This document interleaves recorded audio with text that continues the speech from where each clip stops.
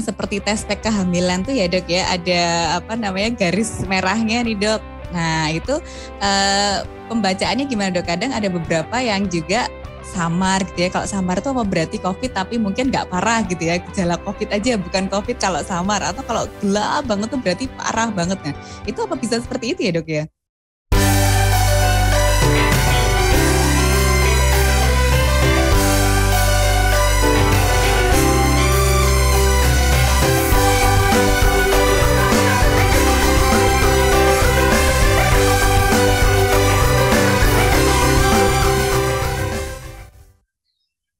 Halo, bismillahirrahmanirrahim. Assalamualaikum warahmatullahi wabarakatuh. Salam agromedis.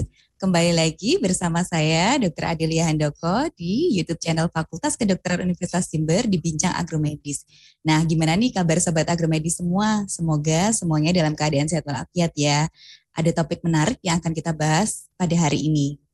Dok, saya sudah swab antigen, hasilnya positif. Lalu saya lanjutkan PCR, hasilnya malah negatif.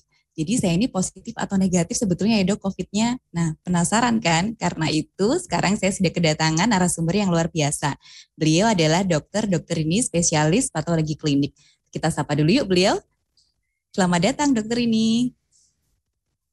Halo, Assalamualaikum dokter Adel. Waalaikumsalam. Bagaimana kabarnya dok? Alhamdulillah baik.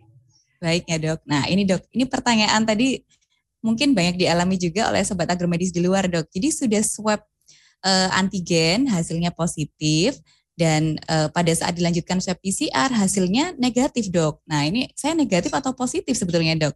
Nah mungkin dari dokter ini ada penjelasannya nih dok, bagaimana dok? Ya ini banyak ya dokter Adel. Jadi pengalaman saya banyak pasien yang sering bertanya tentang hal seperti ini. Dan makanya ini saya senang sekali ya ini diundang di sini, jadi kesempatan untuk memberikan pengertian atau edukasi pada masyarakat.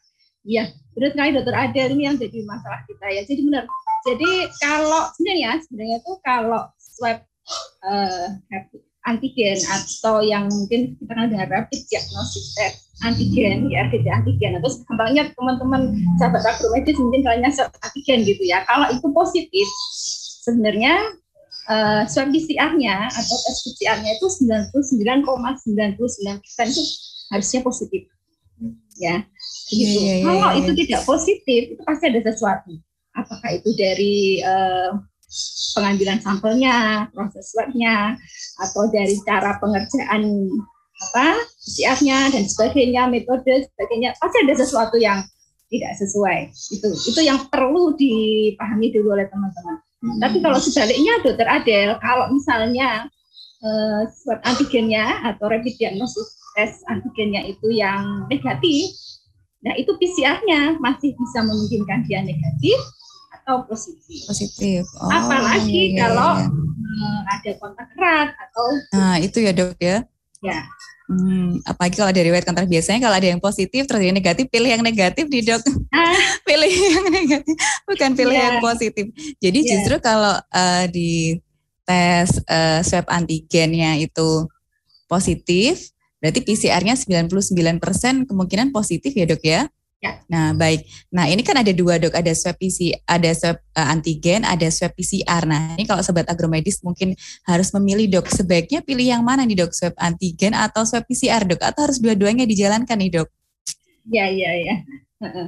Jadi gini, sebenarnya nih saya cerita sedikit ya dokter Adel ya. Ini kan sebenarnya COVID ini kan penyakit infeksi ya. Penyakit infeksi itu penyakit yang ada penyebabnya, ada agent infeksius penyebabnya, itu bisa bakteri, jamur, parasit, atau virus. Kebetulan COVID ini kan suatu virus. Sebenarnya level diagnosis yang tertinggi untuk konfirmasi itu adalah kultur. Ya.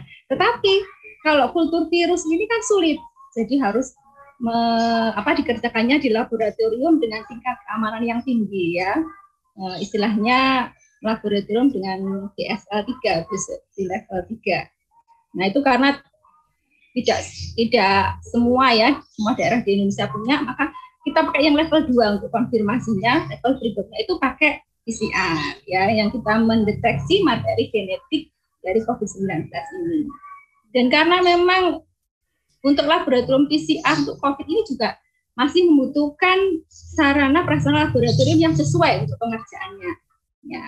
Nah, kita bisa menggunakan level diagnosis yang berikutnya, yaitu menggunakan rapid antigen atau rapid antibody. Mungkin dokter Ade ingat ya, di awal-awal pandemi kita menggunakan rapid antibody ya dok. Antibody. Nah itu, jadi ceritanya itu begitu dokter Ade. Tapi tentunya semuanya dengan kelebihan dan kekurangannya masing-masing. Gitu dokter Ade, itu ceritanya begitu. Nah kalau sebenarnya kalau disuruh memilih yang mana? Nah itu sebenarnya ya karena daerah di Indonesia ini kan dari Sabang sampai Merauke ini kita tahu ya, sarana prasarana laboratoriumnya juga beragam. Karena itu pemerintah sebenarnya membagi area ini menjadi area A, B, C, tergantung ketersediaan laboratoriumnya, apakah bisa mengerjakan PCR atau rapid diagnostic test antigen. Tapi juga ada alur yang diatur ya dokter Adel. Jadi kalau misalnya menggunakan rapid diagnostic test dan hasilnya negatif, kemudian ada kontak erat dan bergejala, itu harus dilanjutkan dengan PCR. Seperti itu dokter Adel. Kalau disuruh memilih, nah itu pertanyaan tadi gitu ya. Kalau disuruh memilih lah, kalau kita di daerah yang sebenarnya akses pengerjaan PCR itu cepat ya. Misalnya dari waktu swab sampai swab itu dikirim ke laboratorium sampai pengerjaannya itu kurang dari 24 jam, sebaiknya kita menggunakan PCR. Gitu dokter Adel. Iya dok, dan biasanya dok ya, kalau teman-teman itu biasanya sudah swab antigen di satu tempat positif, ternyata mungkin di tempat lain hasilnya negatif. Nah itu gimana dok, sama-sama di pemeriksaan yang sama tapi hasilnya berbeda nih dok. Faktor apa kira-kira yang mempengaruhi ya dok?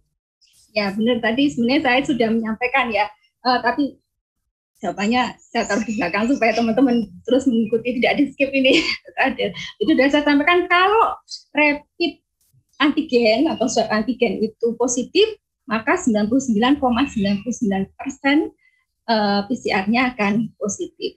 Kok bisa ada beda itu bagaimana sih dok sebenarnya? Saya sering sekali ini dikomplain juga, bukan dikomplain ya, pasien menanyakan, dan saya juga pernah menemukan 2 kasus, antigennya positif, PCR-nya negatif, sebaliknya antigennya negatif, PCR-nya positif. Jadi yang penting itu kita ketahui bahwa sebenarnya 2 metode ini, baik rapid antigen maupun PCR, saat ini kalau dia positif itu dinyatakan sebagai kasus terkonfirmasi.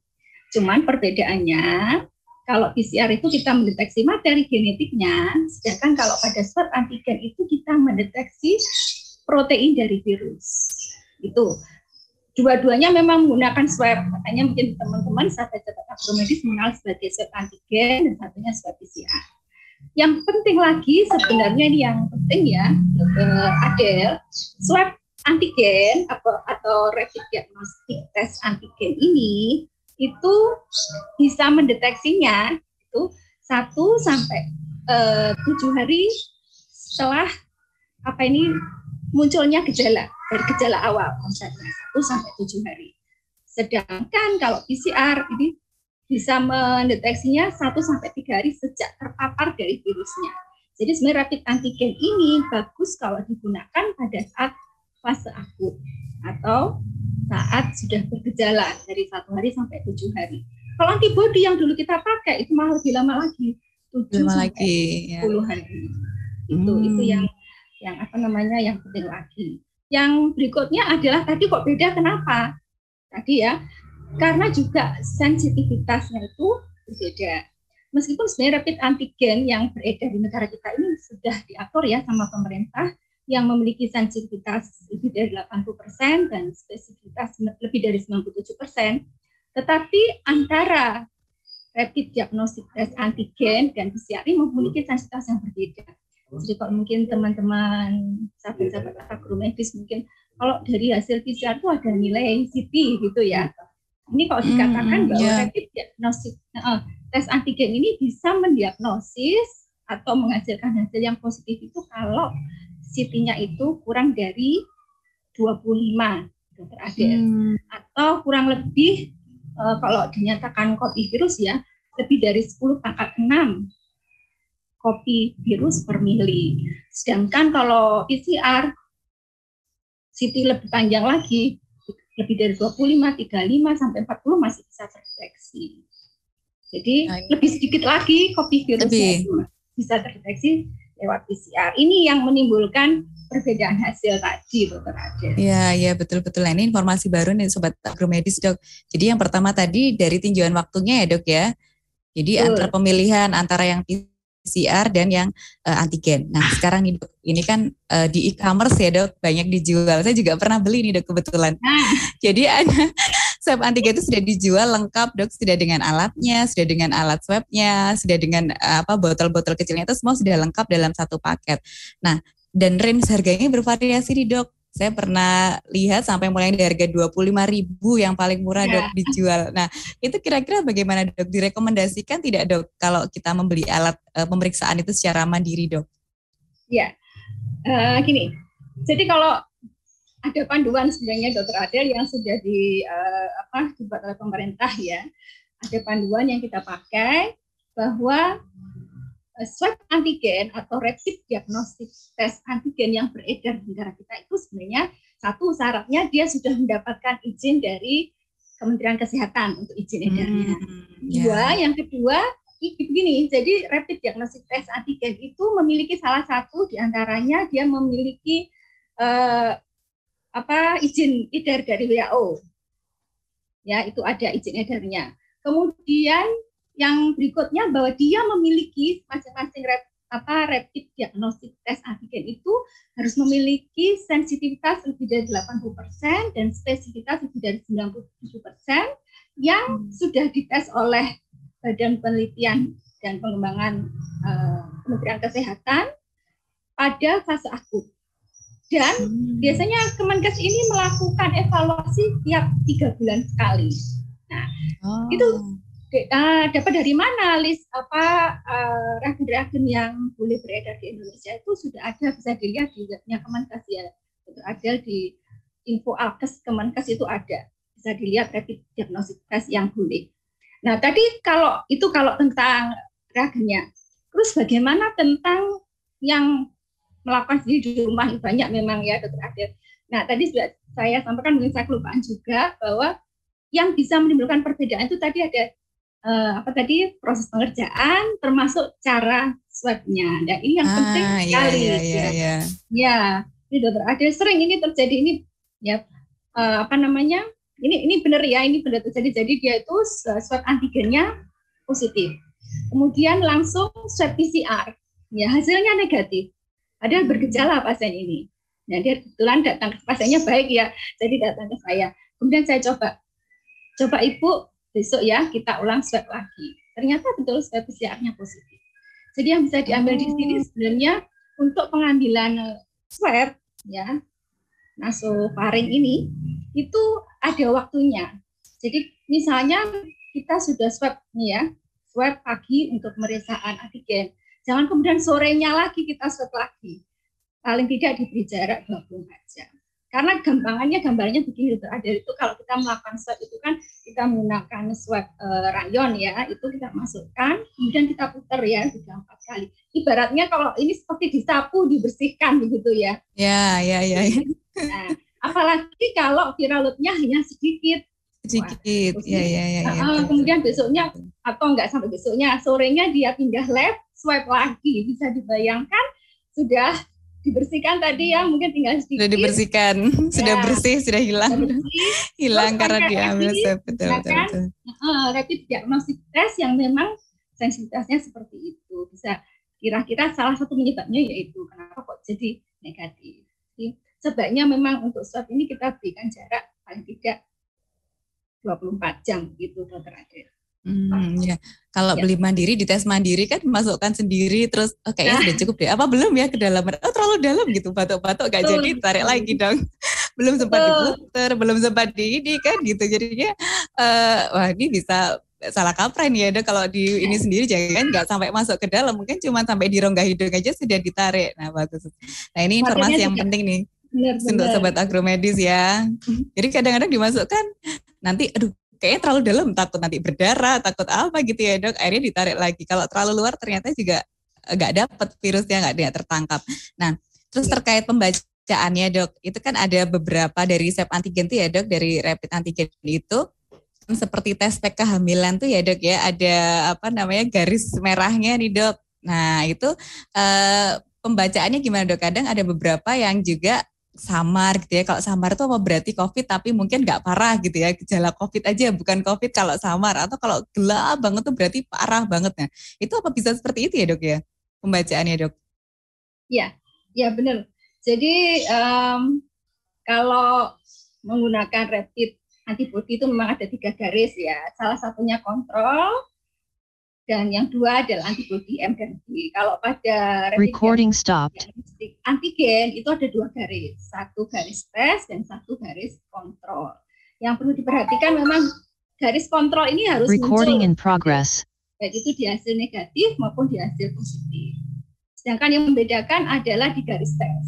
Garis tes ini kalau dia muncul bacaannya negatif, kalau dia tidak muncul bacaannya adalah kalau muncul dia positif ya, sampai keliru. Kalau positif. Nah, memang apa namanya, kadar protein yang ada itu, protein virus ini menentukan intensitas warna yang dihasilkan ya, karena prinsipnya ini memang begitu. Jadi dasarnya adalah reaksi antigen antibodi yang diberikan label warna.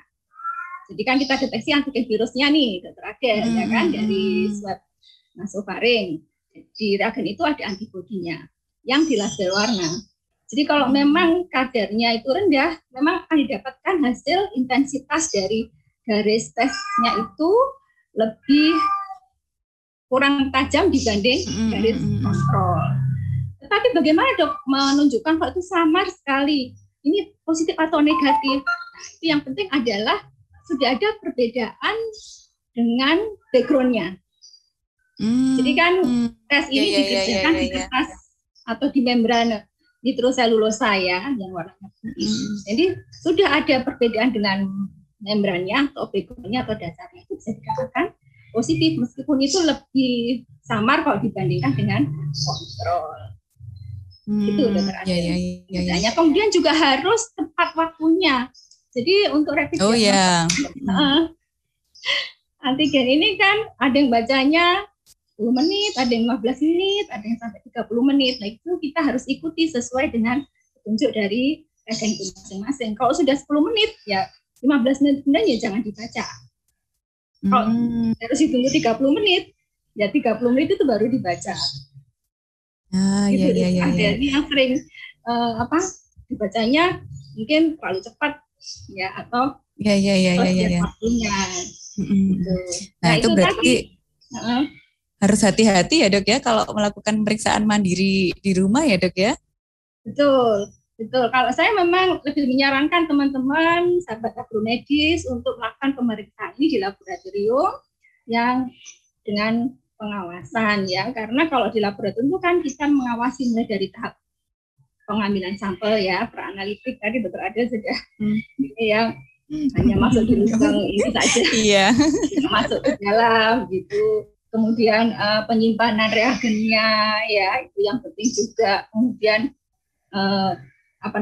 bagaimana mencampur buffernya, mencampur swabnya dengan buffer, kemudian meneteskan ke diagnosis tes antigen, itu semuanya ada aturannya. Dan yang penting lagi dokter Adel, kalau pada rapid diagnosis tes antigen ini kita tidak tahu sebenarnya ini sampel kita betul atau tidak, kita tidak tahu. Nah, kalau di PCR kita bisa tahu karena ada internal control. Nah, itu yang membedakan lagi antara rapid diagnosis test dengan PCR. Iya. Nah, ini mungkin yang terakhir ini dok ya. Setelah misalnya sudah positif, entah itu dari PCR atau dari swab antigennya dok, ini ternyata positif. Nah, untuk kita evaluasi ulang dok, misalnya sudah isolasi mandiri begitu, terus lalu memutuskan untuk tes lagi nih dok. Nah, itu pertanyaannya, bisa tidak dok kriteria kesembuhan itu dilihat dari hasil swab antigen dan PCR-nya nih dok? Ya, ini juga sering sekali saya ditanya ya, terutama untuk teman-teman atau sahabat agromedis yang menjalani isolasi mandiri ya dokter. Iya dok, nanti disuruh masuk kerja sama kantornya dok, harus menunjukkan surat gitu dok.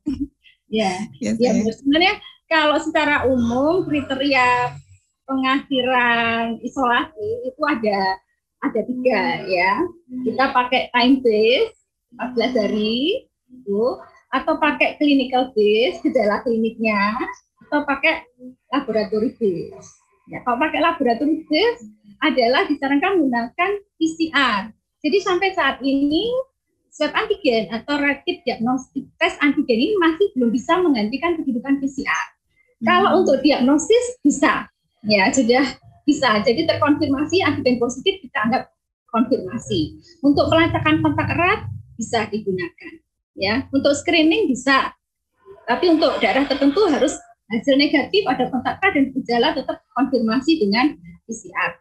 Tapi untuk follow up atau pengakhiran masa isolasi ini tidak bisa, Dokter Adel. Jadi untuk mengatakan kalau pakai laboratory base ya, kita pasti masih menggunakan PCR sebagai dasar pengakhiran isolasi. Kenapa begitu? Ya karena itu tadi berbeda sensitivitasnya.